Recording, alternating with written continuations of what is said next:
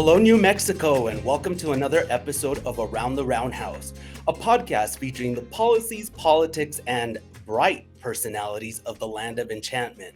My name is Daniel Chacón, and I'm the State House reporter for the Santa Fe New Mexican. This week, we're sitting down with Tarin Nix as part of our series of interviews with Santa Fe's 8 mayoral candidates. Ms. Nix is a political consultant who currently serves as Deputy Commissioner of Public Affairs for the State Land Office, a post she has held for nearly 7 years under the administration of State Land Commissioner Stephanie Garcia Richard. Ms. Nix has a bachelor's in political science and women's studies and a master's in social work. Tarin, I know, or I'm guessing that with the election just right around the corner, you've got a lot on your plate. So thank you for making time to join us today. No, I'm excited. Thank you for having me on. Right on. So I obviously want to talk to you about why you're running for mayor. But first, I wanted to kick things off with Wednesday's forum. How do you think you did, and how do you think the others did? Well, I think you know that I joked that you were having me on today clearly because I won the forum. But I do feel like I have, really kind of dominated almost every event that we've had. So I feel really good about the fact that I've done a lot of work to really understand the complexities of what's happening here and at City Hall. And I really have solutions, and I have the background to deliver those results. So I'm pretty pumped. Yeah. I think you mentioned that last night's forum that you basically spent a year looking, kind of peeling the onions back at City Hall and trying to understand what works and doesn't work. Yeah, I talked to a lot of experts, and I was like, I think things are worse than what we know. And so I started with just where I could find online on our records on the city records, with 2007's the earliest city council minute meetings that I could get to. So I started there, and I read all of them, and then I read all the ordinances, and then I read all the state statutes. And it's really clear that we're violating so many of them. We're not following our own laws and our own ordinances. And I was like, how do we explain this to voters? How do they understand, one, what the job of City Hall actually is, because it is expansive. It's 46 assigned duties by the state statute. And so I wanted to figure out a fun way to get that information out, but also really engage with voters without any kind of conversation about a campaign, because that immediately puts walls up for people. No one wants to have a conversation with a candidate for mayor, but they are happy to have a conversation with an organization that genuinely is trying to figure out where the gaps in services are and where City Hall could do better. And I think you're referring to the Fix Our City Different organization. I guess I should promote it, fixourcitydifferent.org. But yeah, you can still take the survey. We did the initial 900 kind of rough analysis with a national group who was kind enough to do that for us. And so you can see all that, and I'm happy to hand over the data to anyone. I've offered it to all the candidates. I think it's really important that the next mayor comes in understanding how long the list really is. I mean, kind of what's at the top of the list. I know you mentioned some of, violations of ordinances and whatnot, but what is that's just my list, because I really believe in good government and not going to court for frivolous things. At the top of people's list in Santa Fe is definitely infrastructure, parks, housing, crime, and the unhoused. That is top 5. And then right there at the bottom, right there underneath them, is actually the happenings at City Hall, actually the day-to-day workings of the administration.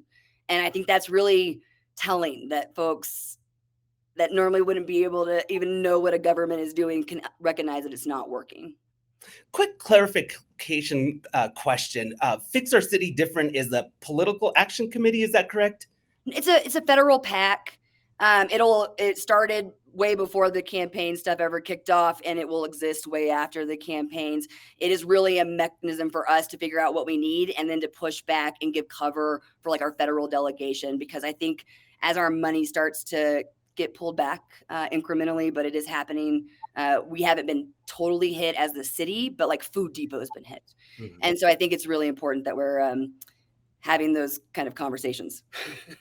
I wanted to also ask you about something that you said at last night's forum, and I know I kind of joking sent you a text joking about it, but you called yourself a triple threat, and I was going to ask you today, does that make you the J-Lo of the mayor's race? I mean, I guess if we're still giving her that kind of credit, I do. My boss, our best land commissioner in the history of New Mexico, Stephanie Garcia Richard, says I have the double whammy. I understand what voters want, and I understand how to deliver it. And it's kind of what I talk about, the triple threat. It's like, sure, there's some people that have knowledge about how to do the day-to-day stuff, but had they really overhauled an agency, had they ever won a national best place award for best workplace and happiest workplace, let alone 3 years in a row like we have? I don't think so, right? And so I think I excel on that front. I think I excel at building coalitions for real. I have, brought together opposing sides on some major issues to do some great big feats in the legislature and in policy, and like bringing oil together with conservation to pass the royalty rate increase.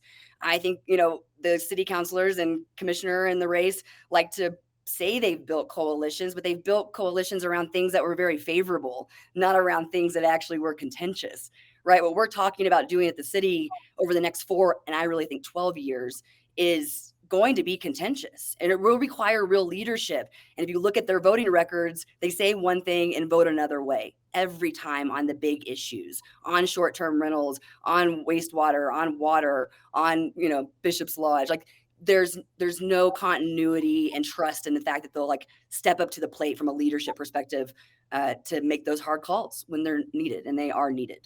And then, just thinking big. I think I'm the only one who's truly thinking really big in the way that is necessary for the next decade for the city. And from an environmental, from a long-term perspective, from a short-term perspective, I think I'm crossing all T's and dotting all I's. So yeah, I do think that I have all the pieces, even if the paper won't cover me as much as they should. Was there a turning point that pushed you to just, to throw your name into the race? Yeah, I mean, not maybe some of the late, comers. I've gotten to know Oscar. I've definitely looked him up and what he's done in other cities, and he might have gotten some things done, but not at the expense of his job or all the relationships being burnt to the ground, right? Like that's not what this community needs. We're divided and fractured enough. And so, I know the electeds because that's been my job, is to know them. And I know that while they can say all the right things, when it push comes to shove and putting real experts, and real project managers and real great, brilliant managers in place, I don't think they'll do that. I think they'll hire yes men and women. I think they'll work on their pet projects as opposed to working on the public health, public safety needs that are pressing and legally required for us to focus on first. And so I think, I don't mind standing in the fire. I think that the rest of them aren't very good at it. That's a pretty blunt statement to make. Are things heating up in the mayor's race? Because I got the sense last night that there were a couple little verbal jabs here and there. Yeah, I mean, I think it's like at some point you just get tired. Like Michael saying that he's going to solve the short-term rental debacle and not acknowledging the fact that he caused it. Like he voted for it. He didn't think critically through the map, through any of the rulemaking to avoid it. He knew that we have a wastewater treatment plant issues, never sounded the alarm, never called for a new plant. In fact, said yes to the dumping the toxic waste in a new pipeline, right? So like I'm frustrated. I'm frustrated that Oscar says he fixed homelessness in Austin. Like, I mean, that's a broad thing, right? Like everything that I say is backed up, not only by me, but by my record. I'm not taking credit for stuff that I didn't help implement. They take a lot of credit for things they didn't actually do. They don't know the minutia of day-to-day government. And so that's, I did have conversations with most people. So before getting into this race and before even starting the organization, I thought we were all on the same page, but now we have 8 people in the race. So, it is what it is, but I still don't think that there's anyone in the race that's going to deliver the true fixes necessary, which is why I, at the end of the day, did get in.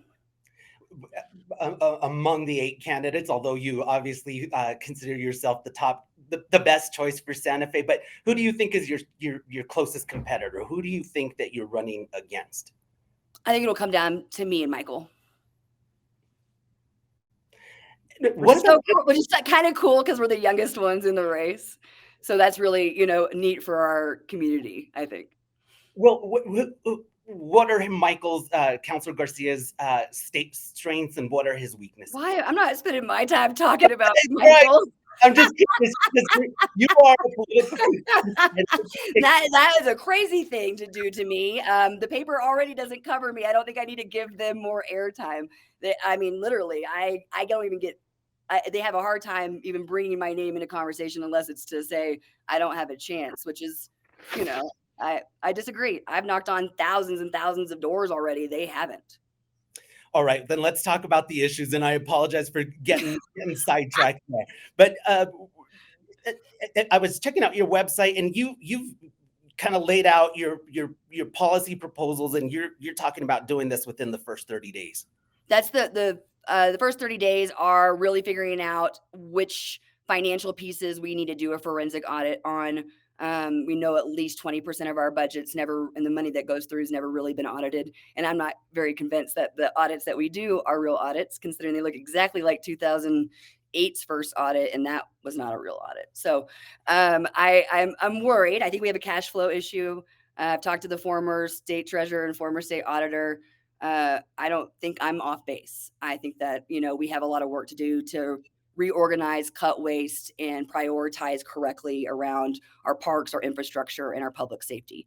And I think the other two action items that you're talking about are a wastewater treatment plant movement fast.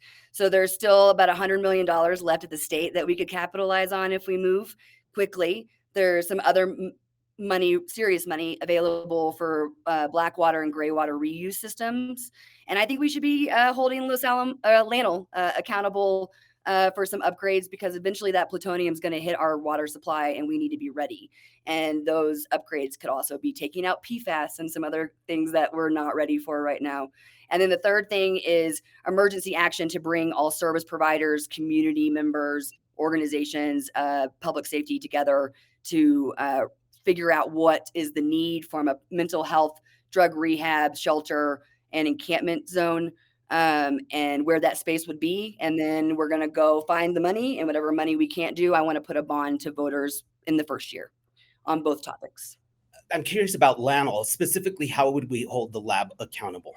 Yeah, I don't think it's ever been part of the discussions, but as I went down the rabbit hole about what happens, when I first came here, 12, 13, 14 years ago, I sat in on a meeting because I was up in Los Alamos about the plumes and about like their projections. And they're like, don't worry, it's not going to come close.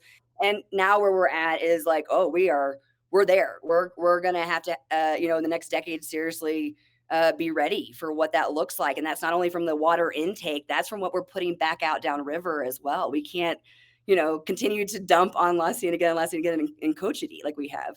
And so, yeah, those are the three things you can expect to see fast movement on, as well as just internal processes being streamlined and red tape being cut. If you can't point to a law or an ordinance to tell me why we're doing something that doesn't work, then we're not doing it anymore. And that was something that when I came into the land office, I found so frustrating when I'd ask people, hey, why do we do that? And they'd be like, I don't know, it's just how we've always done it. And then when we actually went and looked, there was nothing that was making us do, horrible business practices or bad environmental practices. It was just how it had been done. And I don't accept that. That's not a line that I accept. You mentioned your work at the land office and some of the accomplishments, including the royalty rates. What's your proudest accomplishment at the land office? Oh, I think the royalty rate's pretty big. I think what I tell people is that, when you deliver good government, you don't have to sacrifice protections of the environment, tribal consultation, all the great things that we want to make billions of dollars, right? Like, there's a saying in oil and gas, first they'll cry, then they'll comply. But, like, that's just the reality, right? Like, if you have the leader in the position that is willing to hold the line and they are backed up by experts that have that, are public servants that understand they are there to defend that bottom line, which for us is the beneficiaries in the state of New Mexico's public lands, then like you can do anything and you can still be successful. It is not mutually exclusive, but yet we have been led to believe that it is. Okay. Taran, since this is an interview about Tarin Nix and not Michael Garcia, tell us a little bit about your background and you just tell us about your upbringing and what brought you to New Mexico. Yeah, I grew up in Texas. No shocker that I'm not from here. I got here as fast as I could, as reversed old Texas saying. But that's how I felt when I got talked into coming out here in 2012 to take over Stephanie Garcia Richard's house race that covered Los Alamos and Santa Fe. I just fell in love. Like I had been out in Angel Fire in Albuquerque for years because my great aunt lives in Albuquerque, and we've spent winters in Angel Fire. And so like I love New Mexico, but like I didn't know how at peace I'd feel. I never thought I'd really settle down. And so I went back to Austin after that election and decided, no, I'm supposed to be in New Mexico. So I came out here, but before that I was crisscrossing the country. So I've seen the best of the best and the worst of the worst in America, from government and just in general. And so I think that's probably why when I came here, I knew this is where I wanted to be and wanted to like give back and put roots down.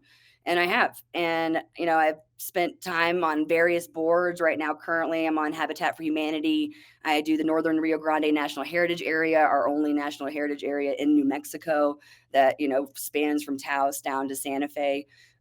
Really proud of the work that we've done in those organizations over the last few years, like standing up for CAHA. We just recently decided that we're never going to allow our homes to ever be sold to market. So they always remain affordable in Habitat from here on out. And I think that's like, it's those kinds of things where you're really thinking forward and proactively about how we address the really big issues in our communities, which is like loss of cultural identity, loss of housing, right? I mean, and I think all these experiences just kind of added up to one really great campaign of ideas and solutions that I promise to deliver, and I don't make promises I can't keep. So I think I read on your website that your parents were public school teachers. How did they shape and mold your life and who you are today? Yeah, I mean, I am fortunate that I have two parents that are brilliant, and my mom worked her way all the way up the education ladder, and my dad ended up becoming a bigwig in IBM. He ended up leaving education for computers, but it's a whole family from both sides have teachers. I really truly believe in public education. I think the more that we can do as a city to support the schools is vital. I want to see way more programs expanded at the community college to start doing vet tech and medical training and renewable energy and the things that are the up and coming kind of future careers to get our high school kids into a track that will make them money, that will allow them to stay, right? And I think while I appreciate the effort of the teen center, I guess, I mean, like Warehouse 21 was so cool, and like our teens are desperate. I had a whole high school crew going out with me door to door this spring. And when they had a whole list of stuff they'd love to see here, just anything that's not just going to a half mall, and I want that for them. I want them to not only want to, have a good time on a daily basis here, but I want them to want to come back once they're done with college. And if they don't want to go to college, then have a pipeline. I want the internships programs back too in our city. I don't understand why those seem so minuscule in terms of dollars that it costs to like give kids the work experience and to potentially even get a job after high school and get into the pipeline from a city perspective. Like it makes no sense why we've let go of that fairly cheap labor and that our parks desperately need. But yeah, I mean, it's those kinds of things. Whatever the city could do to aid in making things better for our youth and our families. Like, we've got to start doing it. Otherwise, we're going to turn into a resort community that's never open.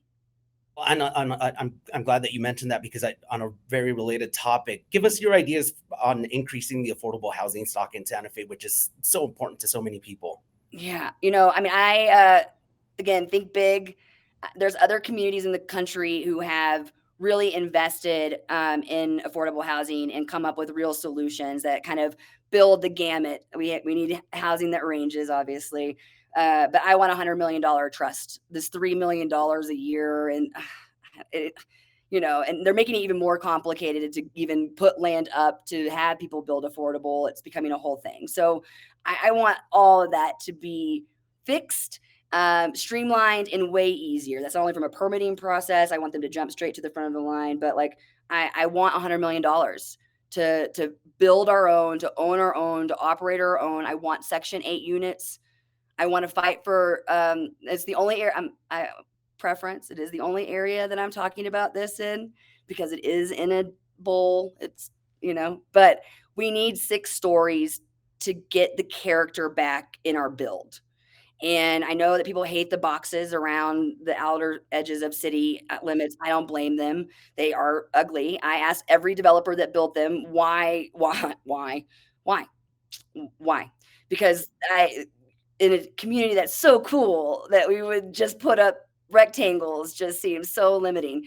And they all said the same thing. The parking requirements make us, you either have to have street parking, which most of it doesn't, or you have to have that first layer, which is for parking. They only get 3 stories. They need 6 in order to accommodate all the parking needs and to offset costs. And that's from a developer standpoint. If the city's owning and operating it, that means every unit could be affordable. But what other cities have done is basically keep 1 or 2 on each floor that are at market rate to offset all the other costs. So it's still recouping the money that you're, offsetting with affordable units. But we need hundreds of Section 8 housing. We need hundreds of, homes for, 30 to 80, 80 to 120. I mean, like, there isn't an area that we're maxed out in right now, except for homes that are over $1.5 million, right?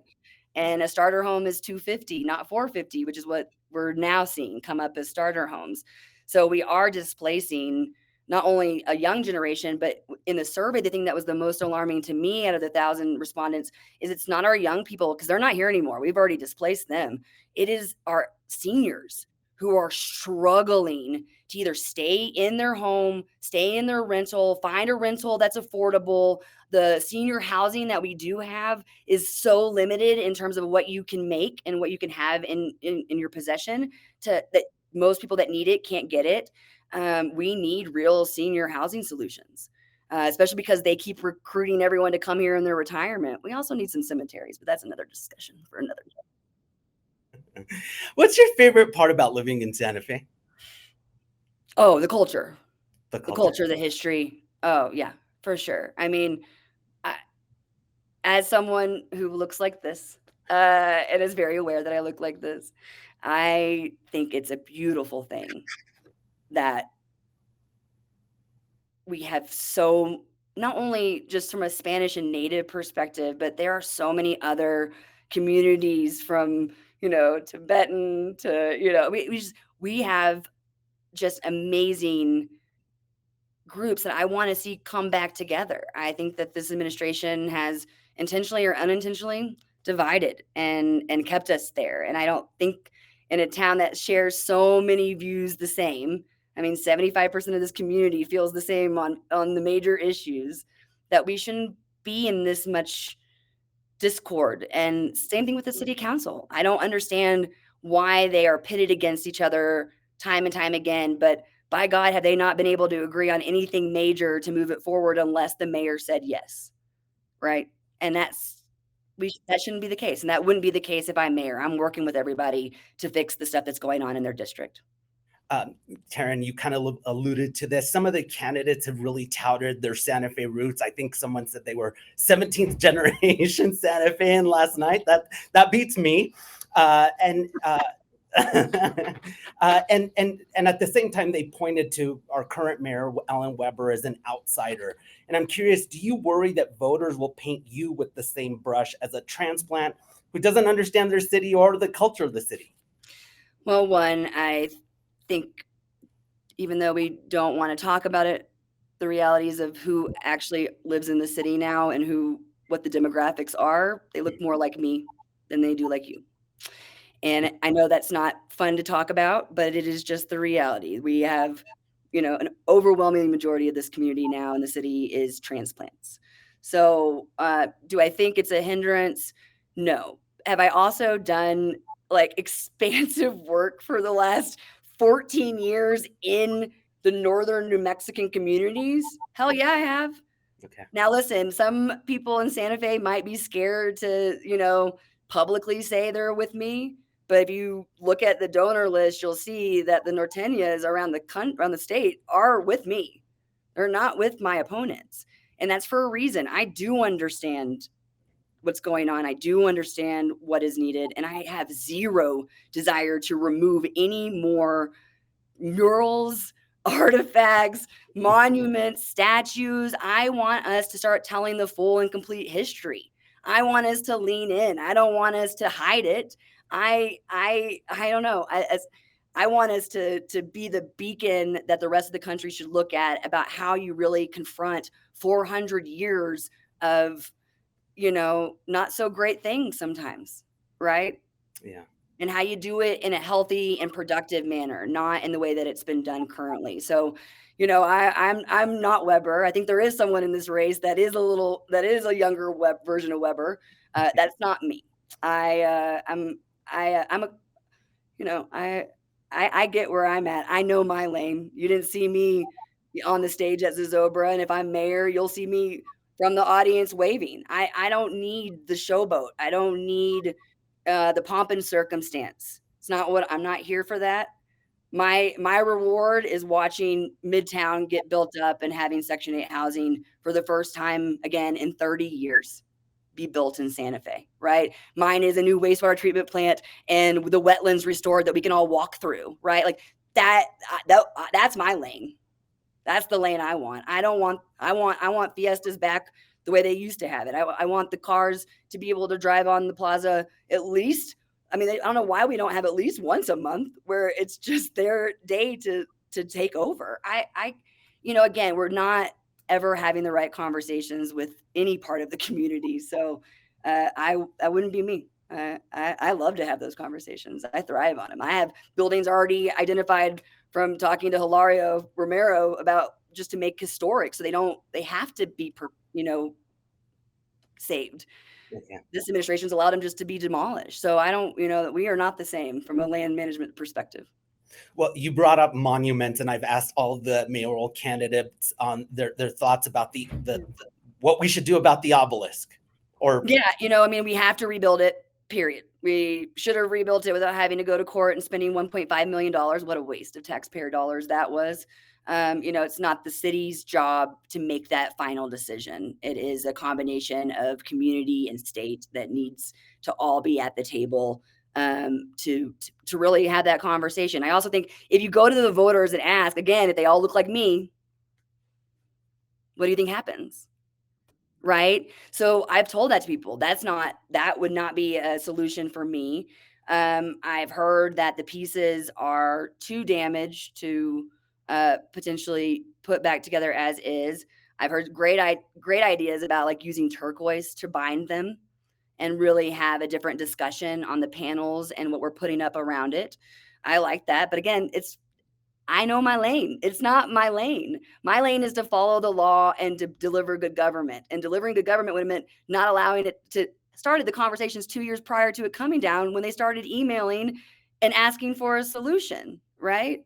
It might not have been the solution they wanted, but they could have started then. I would not have used the crane in the middle of the night to try to take it down secretly and break it. I would not have allowed it to topple. I would have held people accountable. I wouldn't have fanned the flame more by pretending that there was an option to just outright move it as the city or just not rebuild it. I made a whole video on it at fixourcitydifferent.org. You can watch, but I think it is a failure at every turn. We got some really great artists. I've talked to the artists that make like really big pieces. And I asked them, like, what would it cost? And they said, for the amount of money the city spent, we could have rebuilt that 3 times. It's not that expensive to build a monument of that, what it was, right? So it's scapegoating and gaslighting as far as I'm concerned. They just don't want to. And that is what it comes down to. I thought government didn't work. I didn't want to go with Stephanie to the land office. She made me. She promised that she would change everything that I wanted to change. And thankfully she did. But like, it turned out that it's not really hard to actually get government moving and deliver results and do it authentically, transparently, and with accountability. It's just you gotta have a leader in there that isn't trying to play games with the way things have always gone, and they get to lean into that. And I'll break that cycle. I'll happily break that cycle. Because it seems as though your presence on social media, it's just my observation. I don't know this to be a fact, but that you have a larger presence on social media, and you've certainly had a presence longer. So how are you trying to reach out to voters? Like, what's your strategy, especially as a political consultant? What advice do you? Right? Listen, tell everyone how you win. I will always say that even though people are a little hesitant to answer the doors these days since COVID, I really think that the candidate should meet you where you're at. I don't, just like public meetings, I don't think you should have to go in person to have your voice heard, right? I think you should be able to log it in multiple ways and have it sent to your, city councilors. I don't know why we, kind of continue down the path that we do go down on that front. But I want folks to, know that, like, if you see me out or see, or see one of my people out, know I'm just somewhere in that neighborhood. Like I'm not sending anyone out if I'm not out. And I want to talk to them. I also, obviously, yes, I'm the only one that truly is actually on social media. I think Oscar finally got on for the 5050 Matic forum. But yeah, no, I mean, I'm actively trying to engage. 70% of our community does not vote in the municipal elections when they could. Either they're not registered or they don't vote. And that's, as someone who loves democracy and has worked her whole life to increase voter turnout, it is so sad to me that the elections that have the most to do with your day-to-day life have the lowest turnout. I've talked to so many really great people in this community that, organize for federal issues out the yin yang, and then they're like, well, I don't really pay attention to the city stuff. And I'm like, like it is painful for me because the leaders that you elect here go on to the next level. So if you pick bad ones at the local level, rest assured they're going to keep being bad elected leaders at every level that they're at, right? So I do feel really strongly about, like, I'll get on a podcast. I've done weird YouTube interviews. I'll do anything. I'll do anything to reach an audience that is not normally spoken to. Well, thank you for doing the podcast, by the way. Not your podcast. I mean, like national, like, people. Oh, national.